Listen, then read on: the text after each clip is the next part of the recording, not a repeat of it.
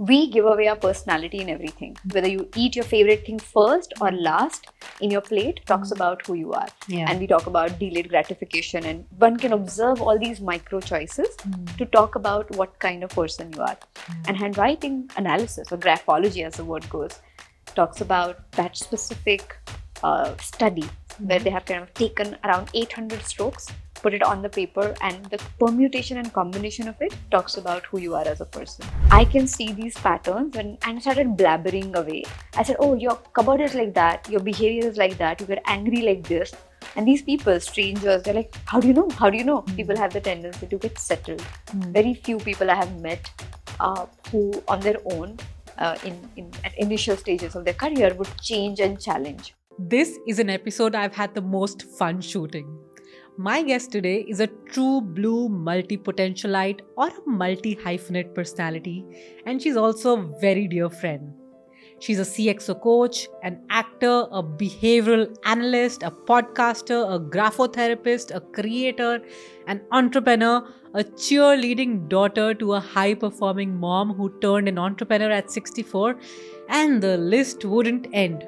My first interaction with her was on her podcast, Absolutely Right with Aditi Surana, when she used her superpower of graphotherapy to coach me live on her show.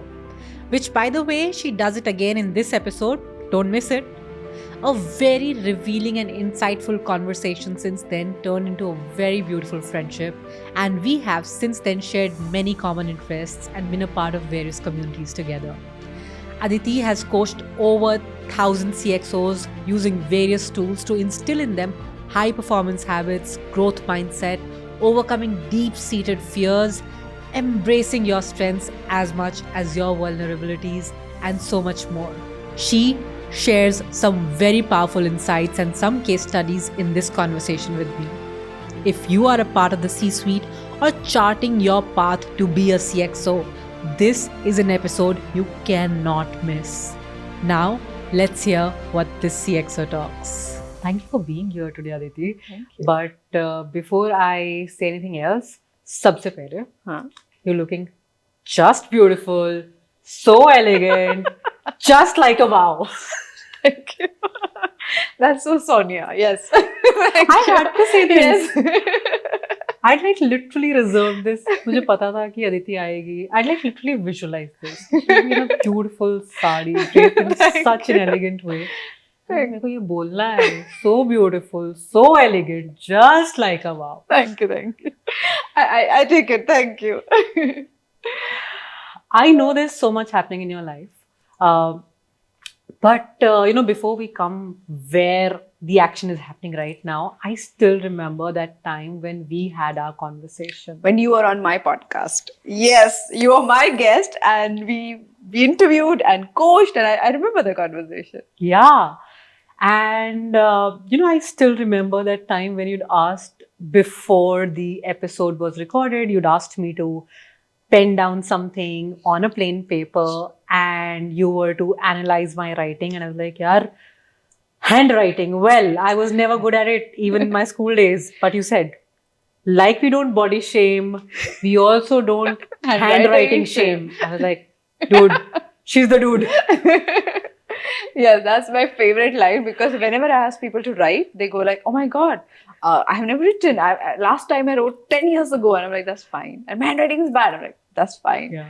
But I feel it's one of those, very subtle mind-body coordinated movements that got lost over the years. And I'm not only talking about handwriting, but we give away our personality in everything. Like in the choices we make with fashion, the way we eat, whether you eat your favorite thing first or last in your plate talks about who you are. Yeah. And we talk about delayed gratification, and one can observe all these micro choices to talk about what kind of person you are.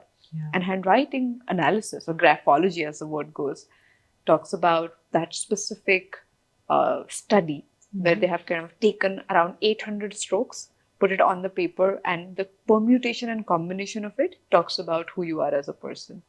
So 800 strokes. Yes, and the permutation and combination. I was never great at maths, so we won't get there. But I remember the fact that you given me a couple of feedbacks around certain kind of strokes, certain kind of curves, certain kind of openings. And what I want to understand is that how and where did your journey with learning graphology and then coaching people through this particular form came into being for you, knowing the fact that you were dyslexic? Yes, I think because I'm dyslexic, it happened. I was in a personality development course when I was just 14. And you imagine teenagers in a room. So the teacher realized that we need to be put in a place. So she said, all of you, how many zeros can you draw in a minute? And we came up with a number, whatever we thought, 100, 150. Somebody said 1,000. He said, okay, I'm going to time you and now let's do it. And everybody took their notebooks out and they just did those zeros. And that's it. She just wanted to say that, oh, you may think you may do 1,000, but look at you. You only did, overestimation, underestimation was a basic test. She did that as an icebreaker and she left. This was a summer school, so I didn't know anybody. And I looked at those zeros done on paper. And Sonia, for the first time, I had that Marvel movie kind of a moment where you look at it and you're like, oh my God, I can see these patterns. And I started blabbering away. I said, oh, your cupboard is like that. Your behavior is like that. You get angry like this. And these people, strangers, they're like, how do you know? How do you know? And that was the first time I felt there's something happening. Like I felt almost my brain took over and there was like a process which was beyond me. So, and this is a dyslexic gift, which I eventually learned. I discovered I'm dyslexic when I was 26. So all along I didn't know this. But I just felt something is happening in my mind and I'm getting all of this. Let me just say it out loud. It was uncontrollable inspiration at that point. Now, it felt so correct, it felt so calm, and it felt just right thing to do that I knew I wanted to do it all my life. So I think dyslexia as as a part of the spectrum came into awareness only after Tare Zameen Par. Mine was just 1 year before that or something like that. I remember, Yeah. Because obviously, when you must have been through all of it, that was not even into the awareness of even the medical professionals, so to say. Might be. Like I remember one of my friends was sent for the special classes because they felt he had some sort of learning disability or a challenge. But these people were considered slow. And because I scored very well in math and struggled with languages, they just thought I'm lazy. So, people just can't fathom. Either you're dumb or you're not dumb. That was like a classification back then. And even now, many people do that. But that's the case. So when you break out of it, when I learned that I'm dyslexic, it was such a relief. I'm like, all of this that I was experiencing was not because of my lack of learnability, but because of a condition or because of, your brain is wired differently. Then it was much easier. Suddenly you knew that it wasn't you who could control it. So most neurodivergent or dyslexics or ADHD people, they're such misfits in the society that they suffer from very low self-esteem. They have a lot of fear of being criticized, and that is the biggest problem. Thankfully, I think thanks to my father, who kind of always pushed us to experiment more and ask questions and be okay to fail. Because of him, I felt I didn't have that as a challenge. But most of the time people suffer and they cannot recover from the childhood programming that they go through. But did this also lead into you creating space for others? And maybe also in the process discovering a part of you being empathetic to other people who were maybe going through other situations in life and probably led you to coaching? Or what was it? Take me through that. So dyslexia has high empathy and high analytical thinking. So if you look at a career as a coach, that's exactly what you want. You want to be very analytical. Specifically, I largely work with leaders. So there you need to be somebody who can analyze the problem and come up with a third perspective. And when you have high empathy, at no point you're judging or discarding anybody's behavior. And that high empathy also leads to perception about gaps that they can't see for themselves. So I feel when I look back, I'm like, probably I was wired to do this. And as a child, I wanted to be an actor and I wanted to be a filmmaker.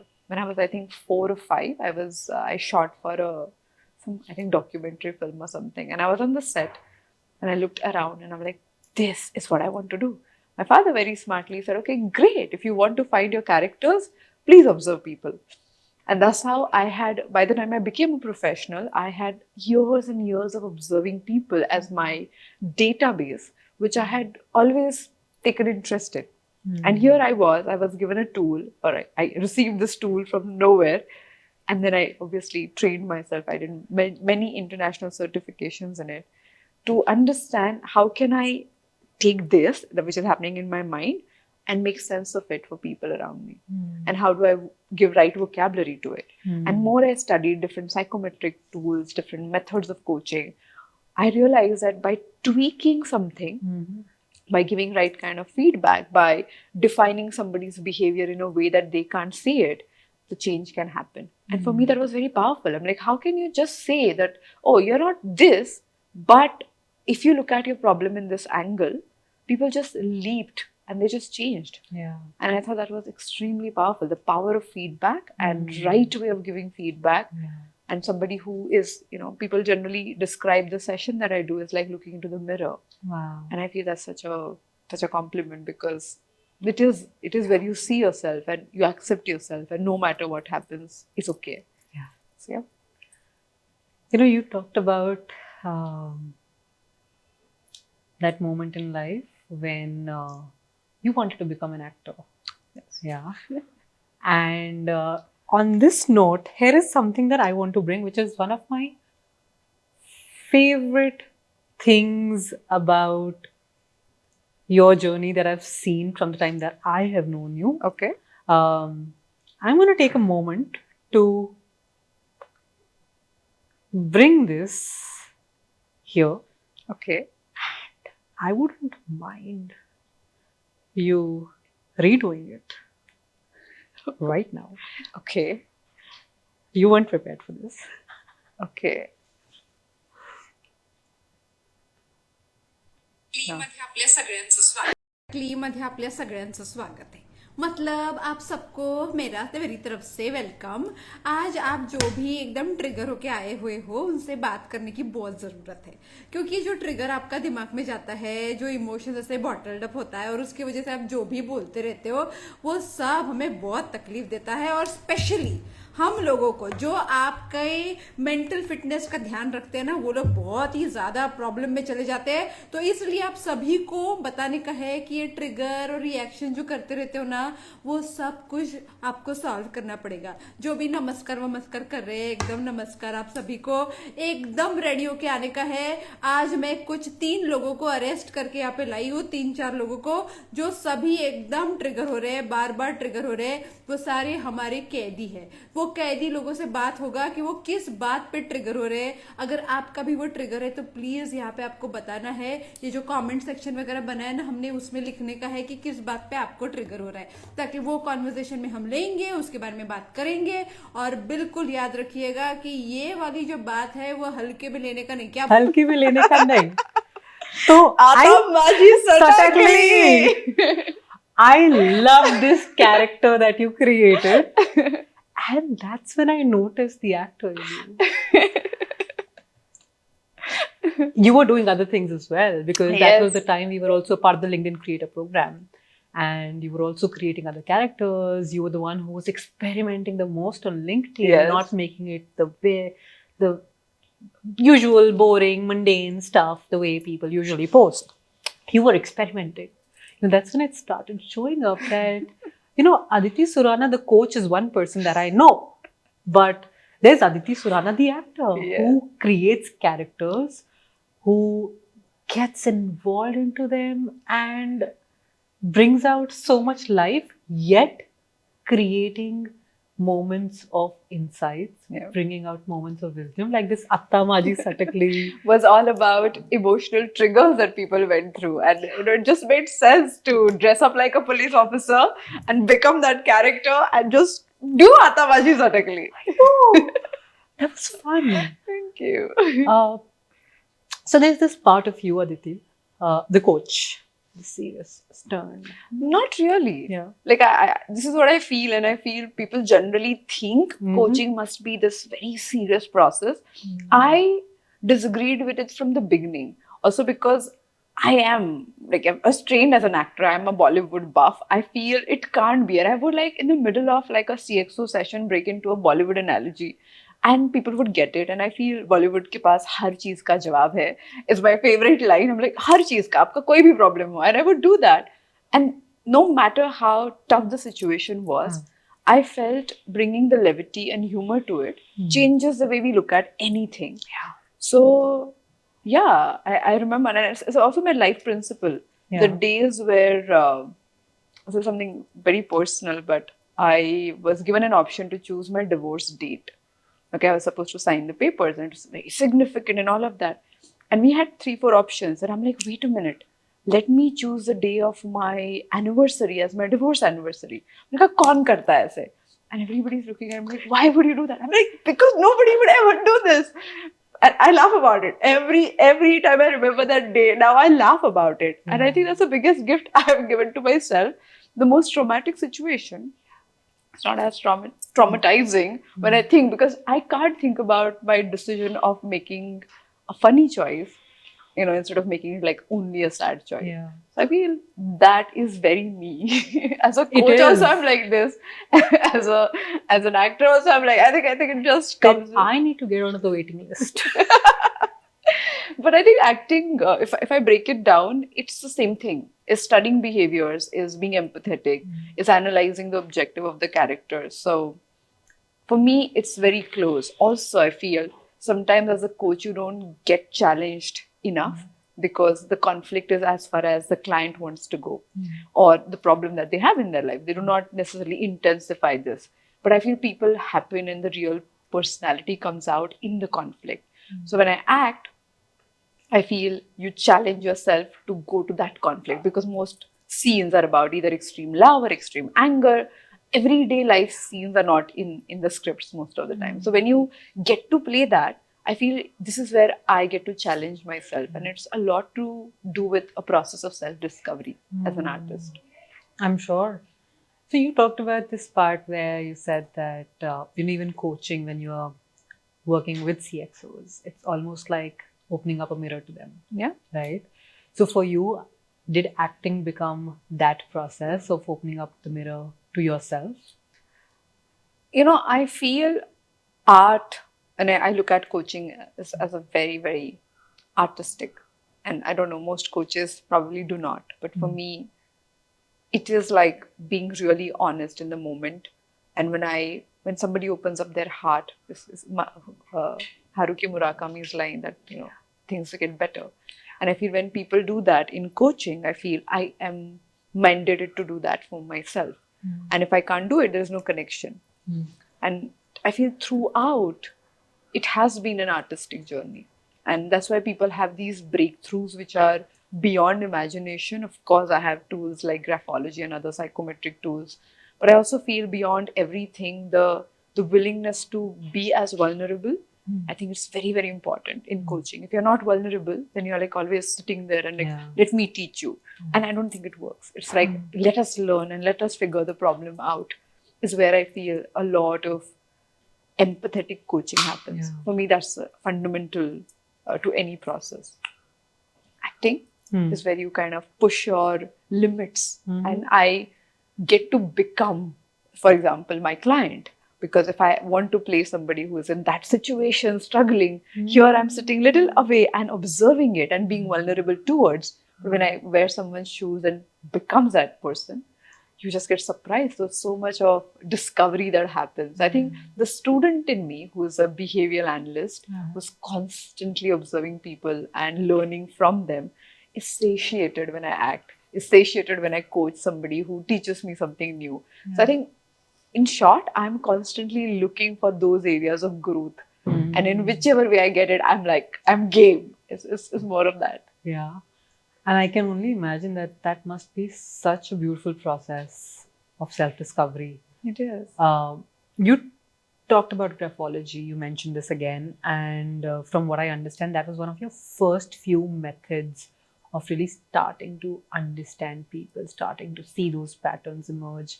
And that was also how we connected first, right? Again, through the first episode. Yes. So here I have another note for you, Aditi. For the camera, for the audience, there's another note that I've written to Aditi. Just now, freshly just baked. now, like fresh off the oven. Yes. So yes, here for you. Yes. My Are you exam ready? has been written. Are you Now ready? it's being scrutinized. Yes, please. So generally, I've always asked people, what questions can I answer? Because evaluation of someone's personality shouldn't be as this blood report. It must be about what you want to learn. And as a CXO yourself, I think it's important that you ask a question that is most relevant at this point in time. So last 5 years of building Vine and the team has been very exciting.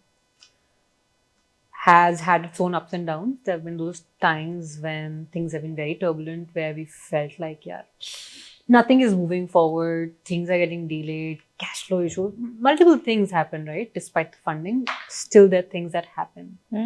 And you still have to keep that smile on. Of course. So kept that strong spirit. Now is a time where I feel I'm looking forward to change.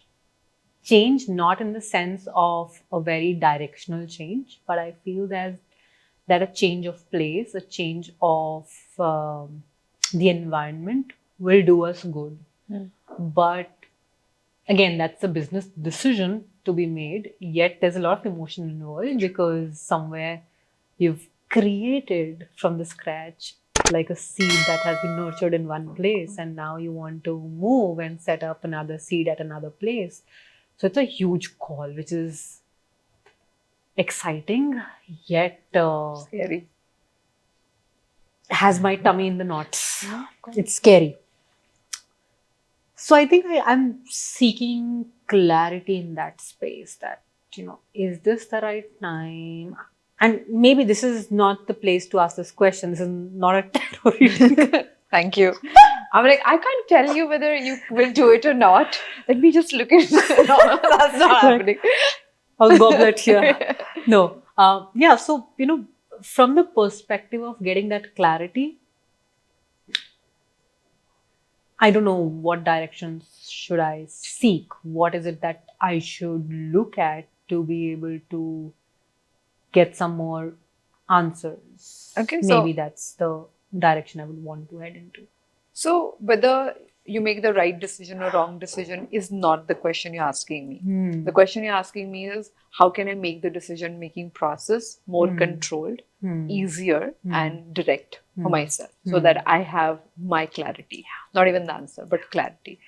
Now, when I looked at your writing, the first thing that stood out for me is your extreme analytical thinking. And I'm saying this because when you write your letter M's or N's, they're very pointed on the top. Now, when somebody who's analytical, it's important for you to have enough data or data points to make that decision. It's not emotions that would always take over. Though you come across somebody, when people talk to you, they're like, oh, she's so intuitive and creative, but you are an analytical person. And if you don't get enough data, even if everything is going for it, you won't jump for it. Okay? Having said that, I feel you have already gathered that data. You already have those data points. You've already spoken to people. So mentally, the shift has happened. Now you're just figuring out the logistics. And I don't think it's really a problem in your mind. Probably the problem is to break away from the emotional attachments that you're carrying. That's it. But are you yet to make a decision? No, you have made that decision. The decision was made, according to me, 2 months back. And I'm saying this because, you're not in the process. Mentally, you've closed it. Now, you may take 3 more months to get to that point where you'll execute it, but it doesn't matter. Okay. Yeah. Yeah. I mean, yeah. Okay. Yeah. Okay. Yeah. Okay. Fine. You're like hitting just the right spots. I'm like, okay, she's like getting into my head. But that's what my job is. All right. Another thing is, as a leader, when you have this big vision and you want to tell people, most of the time you have this sense that people don't understand it. Okay, they think like, oh yeah, okay, but why are we rushing? Or why are we making this? And this is not in this decision, but in every decision that you generally want to take a leap at, people just feel a little uncomfortable. And I'm going to give you a high performer's cue here. Like once in a while, you must make such decisions where people around you become uncomfortable. For a very long time, if they're not being uncomfortable, then you're not playing at your potential. So this is happening after a long time because you're so busy dealing the operations and all those situations, coping up with it. You haven't made a leap in a long time, and you felt you were uncomfortable within because you were not growing at the pace you wanted to, but you saw people getting comfortable around. The very moment you see that, I think at some level we got to push ourselves as the high performers that we are to just challenge, and everybody being uncomfortable is a good sign.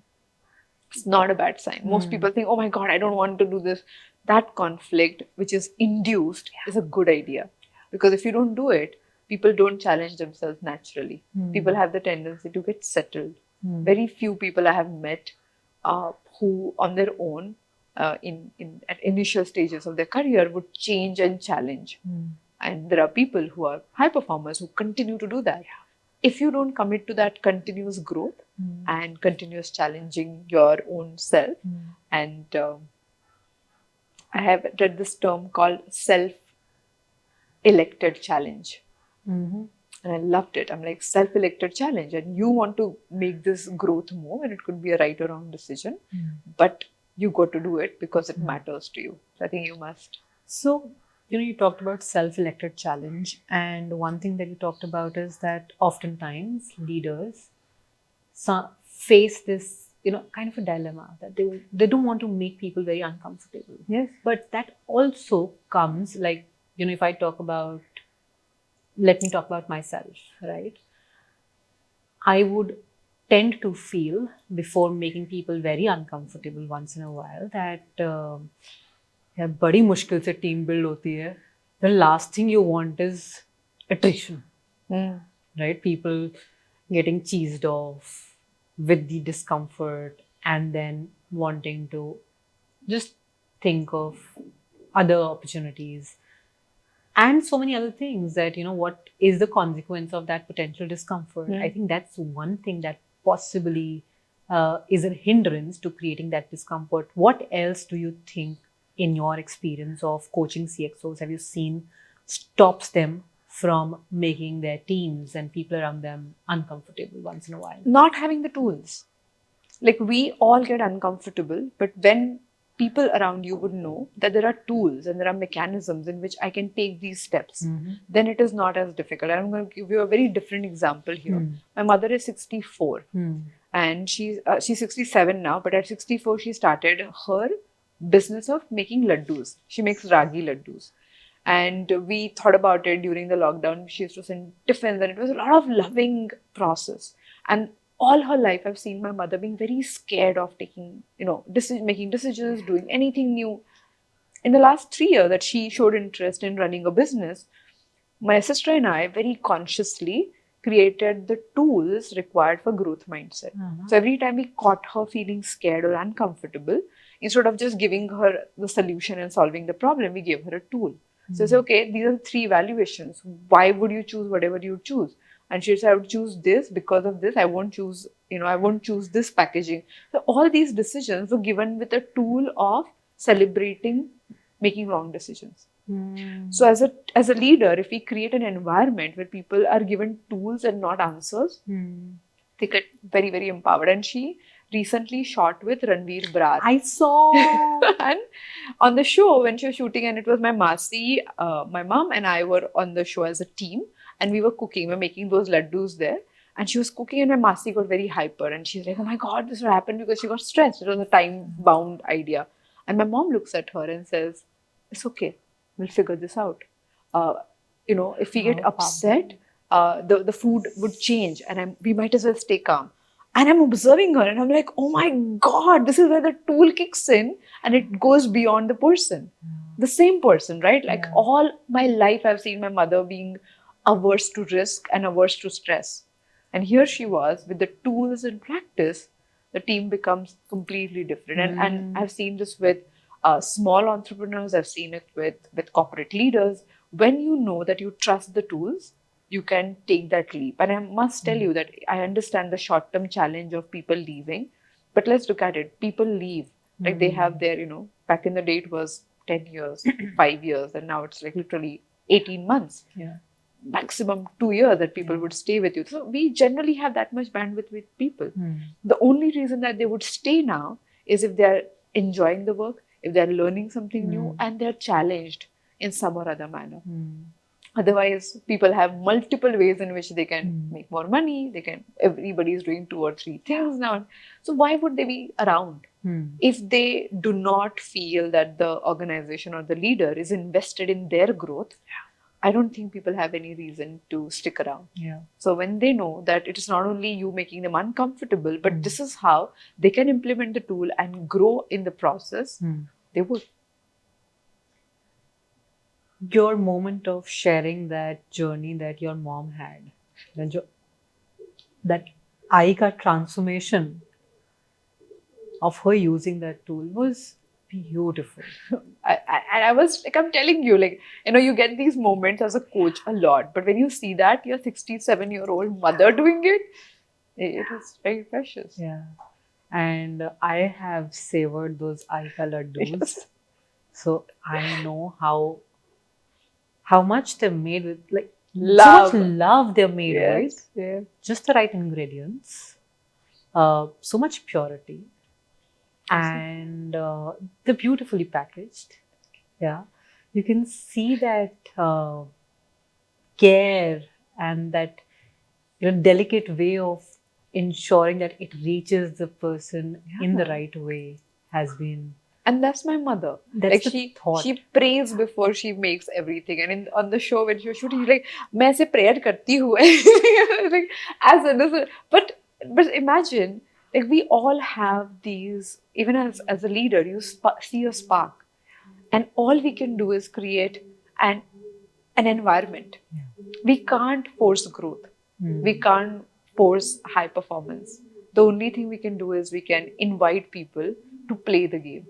And when my mother saw us being so committed to things that we do and being at it and trying new things, she feels, I also want to be a part of it. Yeah. So as a leader, and I say this to every leader, when you are a person who is committed to be that high performer and to continue to grow and to challenge and to fail and talk about failure. Like one thing we always do in my coaching session is I say, how can we celebrate failure today? And when you talk about it, like, oh, okay, I failed, but it's a point of celebration. I tried. And you may think, oh, it's such a common thing. It's not. The biggest thing that leaders suffer is their inability to accept failure. And as you grow higher and higher, your agility to fall and fail becomes lesser and lesser, unfortunately. But that's the key. And yet, in the times that we're living in, where things are ever so dynamic, things are changing at a pace that we cannot even fathom. Whether it is AI, whether it is so many other things, the geopolitics, everything that's happening at this point in time, as leaders, as CXOs, there isn't anything that we can do about not changing. Like, we have to change, we have to evolve, right? Because the change can happen whether we do it voluntarily or it happens because things change around us. And naturally, in the process of change, because we've not kind of gone through that process, we've not evolved through that change, naturally the failure is bound to happen. Even if you have gone through the change, even if you have learned the right tricks, you've practiced it, I feel you would still fail. There is no way we can avoid it. So it's not about how you fail. It's not about how many times you fail. The only thing that you can control is how fast you can get up. Right? And the very moment you have a process, a method to get up faster, then you'll be easy on yourself when you fail. Like a kid. when they're learning to cycle. If they know that if I fall, I'm not going to get much hurt because I have these knee pads and cap, and then I can get up and get back on the cycle again. That's all. So people, and I agree with you, people tend to just train in a way that they won't fall, and they would have enough systems and mechanisms. And I feel everything's so uncertain, and it may look exaggerated today, but if you look at it, it was always that internal conflict is the same. Now we have more parameters to feel the conflict. But if people were conflicted 20 years ago also, 10 years ago also. So this moment that you talked about, when a kid cycles and falls, right? One thing that is very different, Aditi, is that when a kid falls, everybody around that kid comes and celebrates and goes like, okay, it's all right, go get up. Who may not. That happens to, very privileged kids in privileged houses. But it doesn't happen everywhere. There are places where cycle and falling is the same thing. But imagine a child failing in an exam. People are not celebrating. And I just have this, being dyslexic who struggled with a lot of schoolwork. And I go past my school and I never feel, oh my God, my school. I just feel, mainly because you remember everything that you don't want to remember. But that is the structure that taught us failure is a bad thing to be avoided. Today, I meet CXOs and I work with them, and I'm dealing with the same challenge that was woven in their blood, in their programming when they were 3 or 4 or 5. So, and they are like 45, 50, but still they have that programming because somebody disapproved. And I meet these wonderful people who are they have so much, and I meet these women and who would have imposter syndrome. Where does it come from? It comes from fear of failure and self-doubt. They have all these accolades. They look at them and be like, no, that one failure. Why would you do that? Because somewhere we are constantly made to feel that shame and guilt for failing. And I realized that recently, the gift of dyslexia is you fail every day. Like till date, I can't get my numbers correct, and I struggle to get my appointments in time, or managing that backtracking your time. I've missed 6.5 flights in my entire life because I was at the airport sometime and I got the terminal wrong or the timing wrong or this or that. But I fail every day in doing those very common things, which probably you or many people would say, oh, what's the big deal about it? But still, that failure doesn't get to you because you know that, okay, just something that is going for you. And that is training. That is not natural. I feel thanks to all the coaches I trained with very early, they taught me how the mindset is the biggest thing. It's not what happens. It's not the result. It's the approach with which you have. And my favorite story here, I have to tell you the story. Please. Imagine a man running. And you and I are sitting here and we look at that man and say, why is he running? And you say, probably there is a dog behind. Look at him. He's like really, committed to run. And I say, I can't see any dog. Probably there is a kite in the sky and he's running towards the kite. And we are sitting here probably having a coffee, and the server looks at us and, no, ma'am, he's a regular guest. He's running because he's preparing for a marathon. Now, the action is point A to point B. And we are all correct in that anything can happen. But that person's experience depends on the motive behind the action. That person's experience depends on the motive behind the action. So if it is based on fear, then you may run a lot. And most people, have this next EMI and next promotion and something that they can't miss, and that fear that they have. And you may take the right action and you would do everything correct, but you would not be happy about running. The very moment the dog disappears, you would sit, pant, catch a breath, and won't run again. And if you're running because there is a kite in the sky, and you may run like few kilometers, and you may feel, okay, this is the kite that I want. And most people think that next big project or next business, next whatever person in my life. But then the very moment that is done, you sit there, you say, what's next? And until another kite, another person, another objective does not happen, you're not interested in running. But when you train your mind to enjoy running, which is challenging yourself, dealing under pressure, making sure that you enjoy stress and, train yourself to work under stress, in all these cases, you become more comfortable. And that is like preparing for a marathon. So you would wear your favorite shoes, you would, listen to your favorite music, you would choose the track. So now the control over the pressure or that activity is much higher. And I feel, Sonia, that's all we can do. We can find the moments where we can control the way we deal with the pressure. We can't change the pressure. We don't know how much is coming. But whatever is coming on our table, can we change our relationship to it? And I feel the very moment we change that relationship, people start enjoying this. And I call it gamification.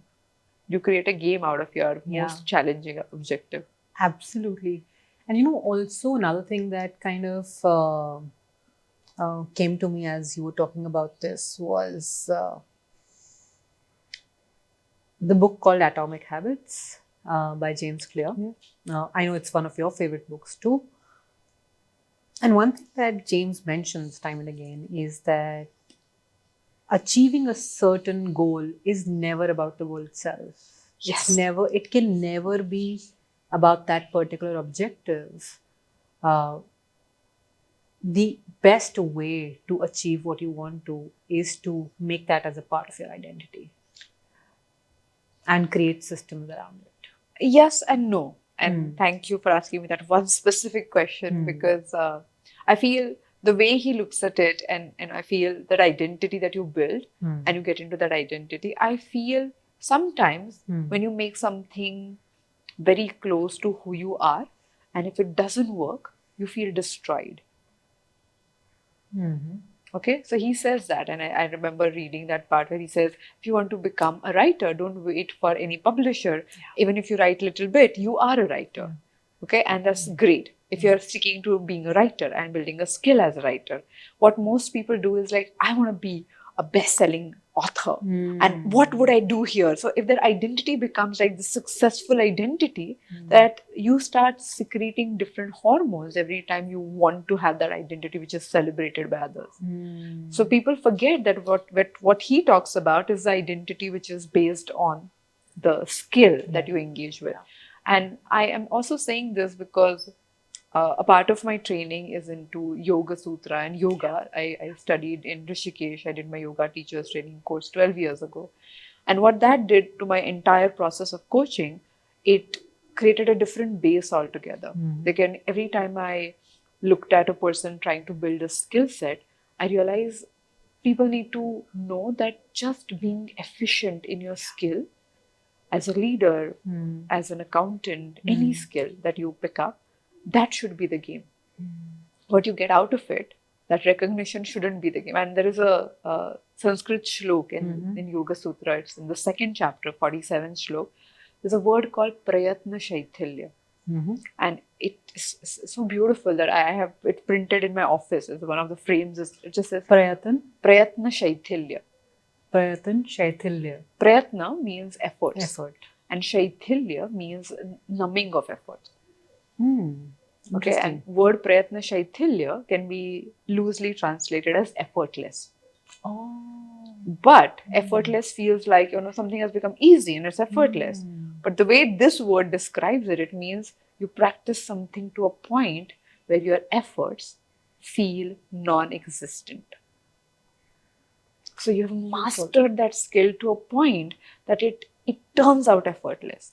Not because it's easy, but you have built your unique skill like that. And I feel that's the most exciting part of working with high performers, because they pick up one or two things. I've worked with athletes, I've worked with actors, I've worked with people who are entrepreneurs, and there's something that they pick up and they say, this is my game. And all my life, as a secret project, I'm going to build that skill in a way that only I can do. And they shine. And when they talk about it, when they jump into that area, you can just tell that they have this magical power because they have reached the level of prayatna shaithilya.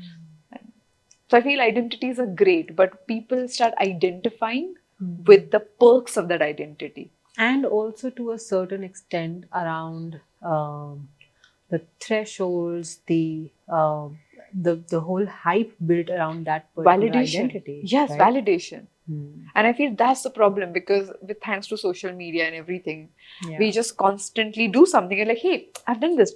What do you think? And people are constantly liking and commenting. We live in that identity which is already built. If you write 3 lines, great. And if you publish and people claim, you may get your validation right there. Are you a writer? Of course, you became a writer because you wrote something nice. But prayatna shaithilya, or that level of excellence, is what you pursue. Like my game in every coaching session, and in every coaching session for me, it starts with a handwriting sample. That's the ritual, because that's my gift and that's my thing. So I always challenged myself, how could I say the first line that comes out of my mouth and just allows people to open up fully. And that's the challenge. That's I'm negotiating every day. So no matter how many times I do these sessions and how many times I meet the same person or new people, the very moment I have to open my mouth to say the first line, my game is on. That I feel is the excellence building parameter that you build. And I think whomever I've seen people implementing it, they just become so involved in what they do. They become self-motivated, because you don't care whether people are clapping for you or not. You're just like, did I hit that point for myself or not? They're just like, did I hit that point for myself or not? And all that becomes a game. I feel that is truly a high performance game. Absolutely. You talked about all of this. One series that I saw very recently was on Apple TV called TED LASSO. Oh my God! Which was your favorite lesson? Which was my favorite lesson? Believe. Mine was be a goldfish. Yeah. But believe is such a powerful tool. Of course, it is a tool. It is such a powerful tool. And I think watching that series created a shift in me. It had that kind of an impact. To all our listeners and viewers, if you haven't watched, please go ahead, and it is a please must do watch. Yourself this it is like it's a 6-7 seasons of coaching yourself as you go through the process. I know that there's so much more that I want to have a conversation with you on, because there's not only tools that will come into this conversation. I know we'll have to pack in another episode to bring in more insights. And I know I want to also dive into some case studies, maybe one right now, especially talking about failures, and where you have probably worked with a high-performing CXO and you've seen them in the most vulnerable space, where they've just experienced a big failure and they're still struggling to figure out the next step. How do you take them through the process, and what have you seen? So without mentioning the details of my client, of course. So this particular CXO was managing the family-owned business for many years, like almost all his life. I met him when he was 42. So the company was going through bankruptcy, and he said, Aditi, I don't know what else can I do. All my life, I trained to become the CXO for this organization. I learned the game. I grew my business 7 times. And now we have at this stage with digitalization and all of it. And I didn't see it coming because I had some tie-ups and I thought this would work. And he thought his game was covered. But they reached a point of bankruptcy. And I started coaching him at that point in time. Now, when you work with somebody whose worldview is this, how do you say, okay, try something new? He's like, what else can I try? And the biggest resistance was to leave the comfort zone. This is where I built the module. First few modules were based on growth and fixed mindset. And this is the power of tools. When you understand that I'm learning a tool and I'm experimenting with the mindset and probably I can reprogram it, then people start using it as a game. It's like a new workout that they're doing. They do not fight it. And also, I think I mentioned to you in our other conversation that whenever I coach people, I believe in this technique, which I have done my personal research for 20 years, called grapho-therapy. So what I do is I ask people to repeat certain kind of stroke formations until the neuro pathways that create that behavior are altered. And you keep repeating certain things. It's like, how your physical capacity can increase. In my experience and my work and the cases that I've worked with, the capacity of your mind can change by physical movement of that micro movement. And sometimes people are like, how is it possible? Until it is done. Like, one of the things that we taught people during the lockdown is called CALM Sutra. It's a calming technique, which I taught to Nice almost... wordplay. Thank you. So it is CLM, by the way. Yes, absolutely. For the audience, For the audience, CLM Sutra. Yeah. And the technique helps you calm down. And we taught it to 40,000 people. And when they learned it and they kind of practiced it in their homes and they taught it to their kids throughout the lockdown, they didn't know what they were doing. But they're like, I don't know why I feel so calm. But that was one calming stroke formation. Similarly, I have these different strokes that I use for people to have certain behavioral shift.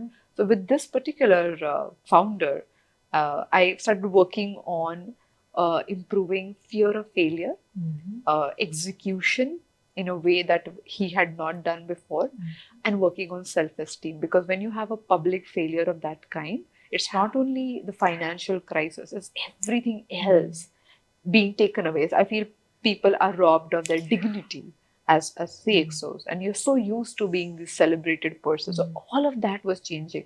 And just to add, the identity was changing. Right? So then how do you approach the problem differently? So I was talking to him once and I saw one in his handwriting. I always saw this creative bend of mine. So I would always probe and I could never find much. One day he's like, oh my God, I'm excited about the flowers in my driveway. And he had 500 sunflowers in his driveway. And the way he spoke about it, it was like his eyes lit up and he was so excited. He sent me all the pictures around the house. And I'm like, that's interesting. This was the first time he noticed them? First time, because it was always online sessions. The first time he sent me those, but first time I saw him sparkle. And then I probed further. In the next session, I asked him more about it. One thing led to the other. While he was fighting the battle of bankruptcy, his wife and him decided to start a premium floral brand. And the business bloomed over the years. So the challenge was right there. So technically, mathematically, I should have only focused on dealing with the stressful situation instead of adding the stress of starting a new business. But while you're building the capacity and, when you can't change much there, and I've worked with people with a lot of legal issues. So, when you're dealing with the system of law, you just have to wait patiently and make the right decision. And that drives people crazy. So when I occupied him in a creative occupation, again, building a new business, it had new challenges. But the growth and the engagement, personally, professionally, financially, was humongous. So, but I couldn't have done it if I wouldn't have known a particular creative bend of mind in his personality. Yeah. So you've been talking about these strokes. I would want to learn what are these strokes, especially as a CXO who's obviously undergoing a lot of changes, a lot of shifts. There's Stress. Constant stress. There's constant decision fatigue. There's constantly so much of turbulence that you deal with. And I would love to learn this tool and as much as share this tool with the audience, because this can be life-changing. It is. And I for everybody who would look at this right now, they say, this is like going back and practicing some calligraphy and all of it. But it is truly a formation that is done with your breath coordination. So I call it handwriting yoga. So when you do it, the right formation with right breath, it just creates the shift required. First things first, I have to applaud the way you name it, the wordplay. It's just so simple to understand, right? Yes. And does not complicate it, does not jargonize it, which is very important. Yes, and I'm against jargons, if you see. Yeah, I know. Keep it simple. Yes, exactly. So let's talk about the first one, which is the calming and really anti-anxiety, something that can help you be more creative. If you're feeling you're blocked in your mind in a certain way, all of these things is one particular beautiful stroke can take care of. And I call it Kama Sutra. So I'm just going to write CALM. Now, always do the stroke with a ballpoint pen. Okay. You always got to use a ballpoint pen. This is not, but please use a ballpoint pen. The stroke looks somewhat like this. It starts on the top, it ends on the line. All the loops must be open. When you do this formation, it's a flow. So make sure that there is a flow. And if your hand stops, you pick up the pen and you start again. No matter where your hand stops, you always pick up a pen and you start again. This is a proper formation, starting on the top, ending here. The flow is here. And when you're doing the stroke, the most important instruction is to make sure that you breathe slightly deeper than your normal breath. Okay, I'm going to do it one more time. That's it. That's your Kama Sutra. Now, this one is for decision making, people who kind of struggle with analyzing the situation or feeling overwhelmed with too much of information that is given to them. Now, here you start with a vertical line, you make an angle, go up here, again a vertical line, an angular line, vertical line, angular line, and you go on like this. You make no more than 3 or 4 formations like this. Pick up your pen and start again. Many people, when they start doing it, they start doing this. We are not doing zigzag lines. It has to be a perpendicular line. It has to be a perpendicular line, then an angular, perpendicular, angular, perpendicular. Now, this formation requires a lot more control, but it enhances your evaluation of the information and also the way you analyze the given information. So give it a shot next time you feel you are struggling to make the decisions. I understand these strokes and they're simple, right? They're very simple, very easy to start using like from now. And very powerful and something that I am going to definitely practice. Yes, and I must tell you this, the decision-making stroke is the first time I am teaching it publicly. Yeah? I have never taught it publicly because I feel one should really understand the context, but I feel people on your show and the audiences watching CXO Talks would have the interest to understand the whole process. So, yeah. This is the point in time where I also want to bring you a question from one of our community members. Okay, bring it on. And so this is a question that I got from Niharika Bhasin, who's the creative lead at Cinepolis, India. Okay. The question that she has for you, Aditi, is what is the most common yet often overlooked habit or trait that you've observed in successful leaders?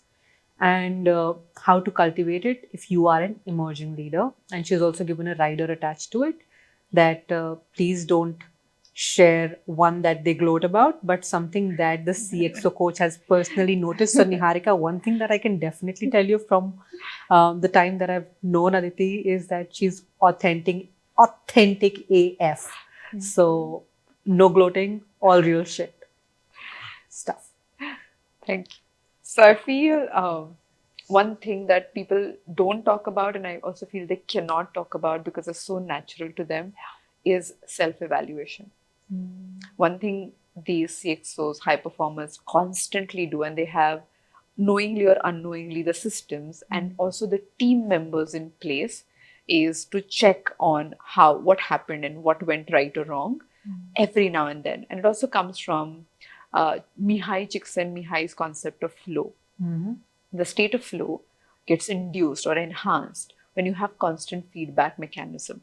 If you don't have it, and if you feel I'm going to do something today and the result's going to come after 3 months, 6 months, then bodily, subconsciously, you don't learn the quick state of flow. But I have seen high performers do that a lot, and they actively invest. Like, for example, the smallest decision of having a coach who makes you uncomfortable all the time is having a person with whom you're accountable for your growth. Or you can have, if they're reading a book or they're following a regime or a routine, they would create like a mechanism or a tracker, or they would have some way in which they would evaluate it. The smallest thing that I feel everybody can do is something I learned from my coach, Marshall Goldsmith, is you can ask yourself 6 or 7 questions every day to check whether your GPS is going right or wrong. And I call them GPS questions. He didn't, but I call them GPS questions. So, for example, you're working on this feedback mechanism, right? You want to be more willing to take feedback. How do you build it? At the end of the day, ask yourself, Did I actively ask for feedback today? Just that question, and you'll quickly have the mental note. No. It's a very yes and no. Yes, yeah. Did I resist the feedback that came my way? Yes or no? Simple. Did I make a note of a thing that I learned from the feedback? Yes or no? That's it. If you do it regularly until you have seen the shift in your behavior, you'll be surprised that 3 question or 5 question, whatever you build for yourself, would create the transformation, because you are the best person to design that shift. Right? But people can't do it. People just don't invest that 3 question, 2 minutes time, and then they just miss the whole thing.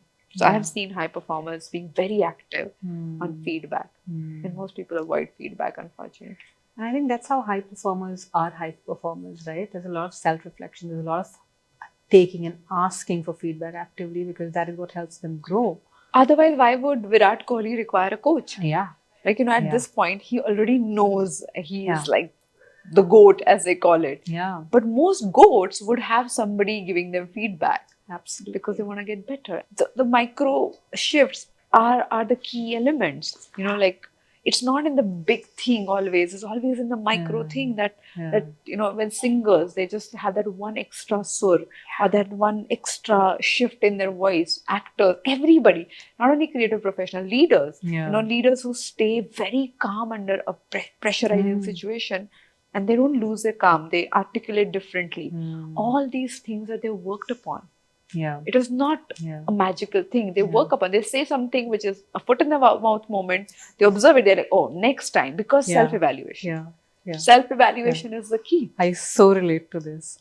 Especially at this point in time.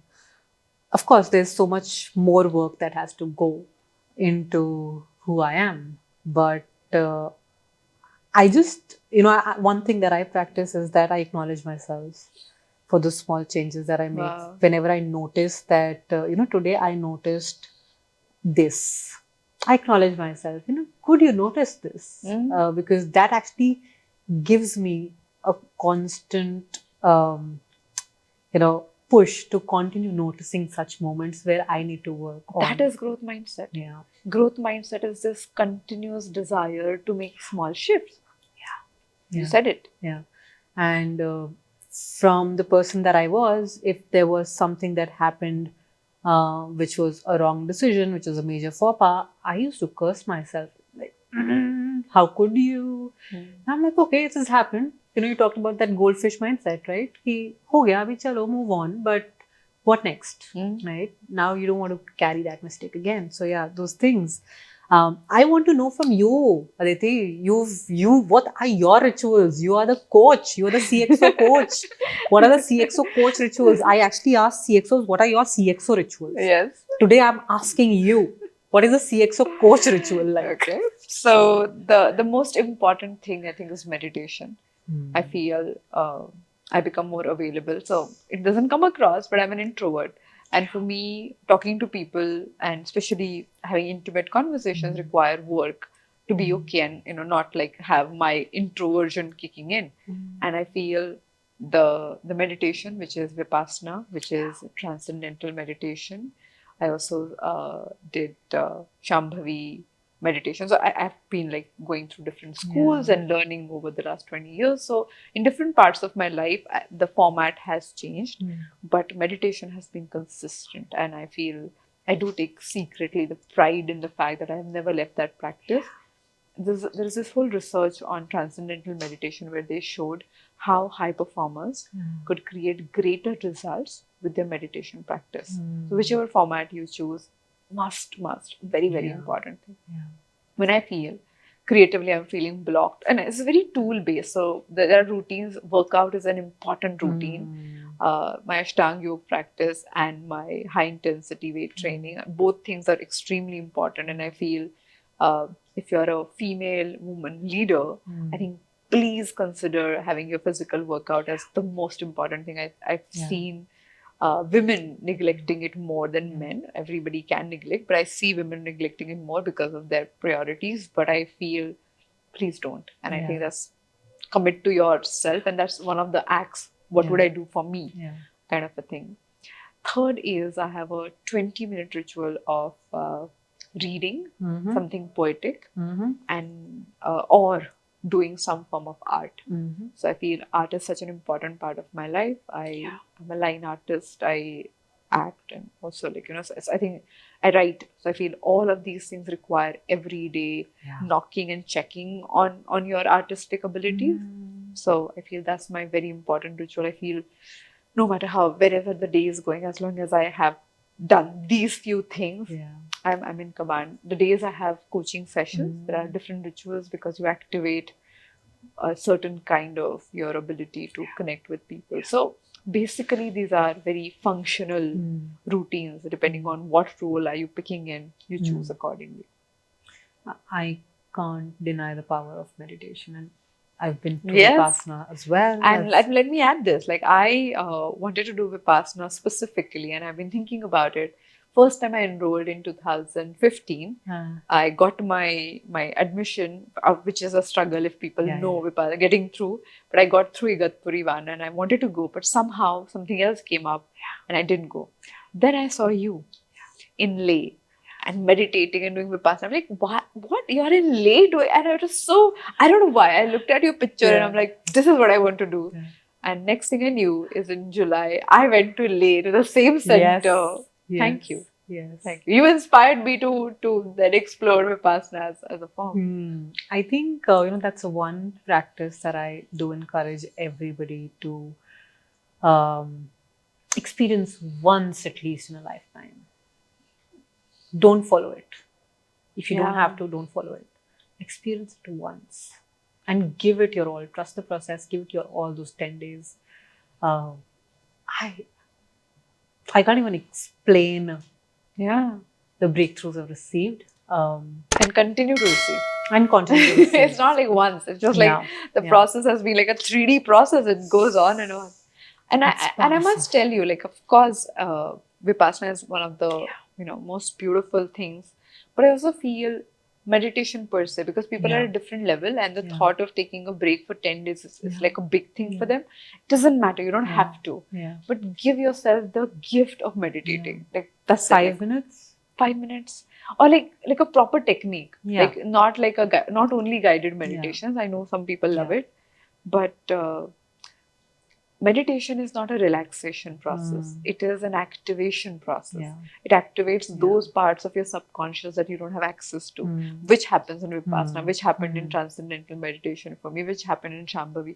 But if a meditation is not doing that, don't use it as a relaxation tool, which many people nowadays tell me, I do this, it's very relaxing. No, you just are missing the point. It's just like it's a brain activation mechanism. Yog nidra mode mein chale jata. Exactly. And that's why I want to just take. Correct. Yeah, I know what you mean.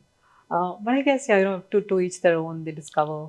And I think even if they start with something that's important, that kickstarting. We just want to invite everybody possible.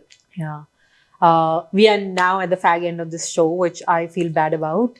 It hurts. I'm very happy that we did it. I'm just still excited about it. I know.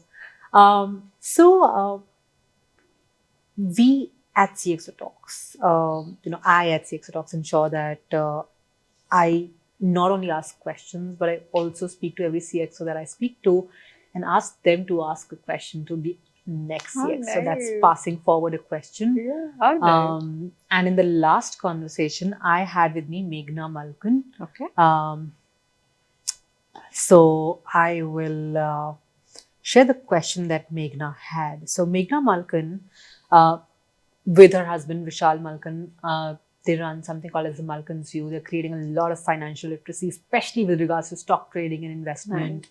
And the question that Meghna has, a very relevant question, is that as a CXO, what are some money habits that you have created that you would suggest people take with them in 2024?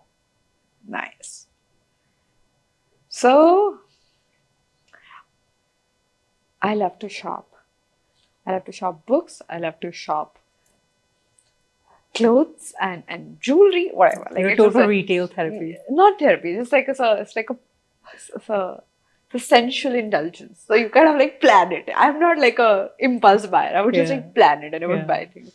But few years ago, Mhm. I was going through a personal assessment process, Mhm. and I came across a podcast on financial investment awareness Mhm. by Marie Forleo, and I'm forgetting the name of the guest.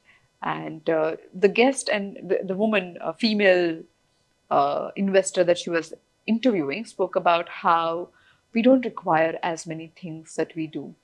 So I have created a 3-4 question checklist on every shopping decision. And in the last 4 years, I realized that I have bought at least 50% of things I would have bought otherwise, because I realized I don't require them, thanks to the lockdown also. But that became one big habit. I also started investing very actively. So I trained with somebody to teach, and I was in IIM, the same course that we did together in different batches. But we had a module on financial decision making, and I specifically paid attention because this is one of my personal commitments to myself. I feel financial independence did play an important role in my life because I felt dependent on somebody, and it wasn't a very great space to be in. I promised myself I'm going to build this strength for myself. The third thing, which is a personal thing as a woman, that I have promised myself that I'm not going to let a man be responsible for my financial independence. So I have a team of people, I have advisors, I have, guidance, I have people who I can talk to, but they're my people.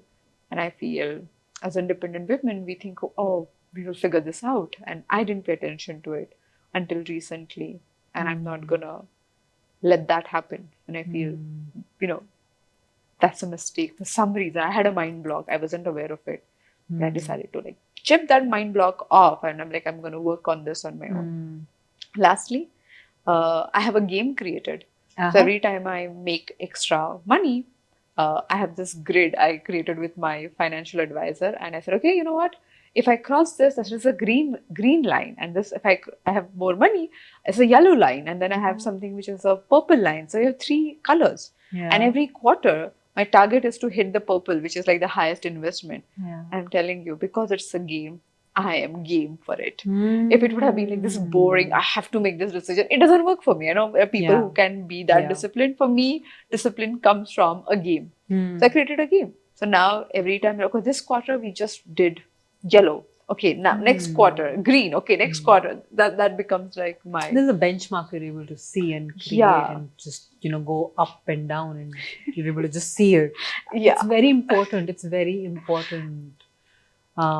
Because that's how you measure performance as well.